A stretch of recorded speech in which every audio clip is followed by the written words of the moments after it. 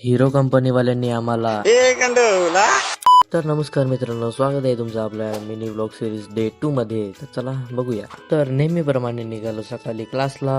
गेलो क्लासमध्ये. पोराव क्लास सुटली नाही बघा, गोरपे गावचा चॉकलेट बॉय भेटला. पोराव यो बघा राजपाल यादव कसा बोटा दाखवत.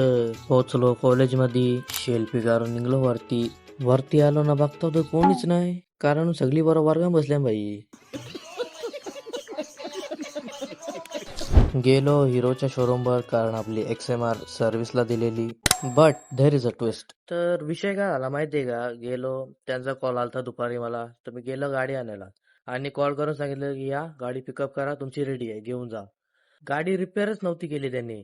तर काय काय बनवायला दिलं माहितीये का, क्लच केबल होती, इंडिकेटरचा स्विच होता, आणि एक तो मागच्या ब्रेकचा जो ब्रेक ऑइल जे ती डबी वगैरे होती, आणि आपला गाडी थोडी मिसिंग होती. ते काय सांगतात, गाडी मिसिंग आहे ना, मिसिंग होत होती म्हणजे रेस देण्यानंतर ते पॉवर डिलिव्हरी होत होती.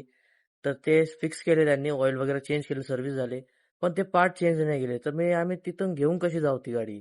आम्ही टेम्पररी ती क्लच केबल लावून घेतलेली, ती तिकडे शोरूमवर न्यायला त्यांनी आम्हाला पहिलेच बोलून घेतलं. मग त्यांच्याशी आम्ही खूप बोललो, म्हणजे असं असं नका करू, तुम्ही फुटेज पण प्रोव्हाइड नाही करत, हे वे ते सगळं आम्ही बोललो त्यांना. ते बोलले की आम्हाला थोडासा टाइम द्या, आम्ही सगळं करून तुम्हाला गाडी घरी आणून देतो.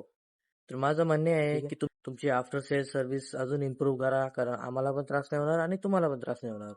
संध्याकाळी गेलो मित्रासोबत दवाखान्यात. ह्याच्यासमोर अभ्यासाचं नाव घेतलं, याचं कान बंद होतं. त्या सगळं ठीक आहे, पण जो दवाखाना कमी ना, ऑर्केस्ट्रा जास्त वाटत होता. मग काय, साईबाबाचं दर्शन घेऊन आम्ही गेलो घरी.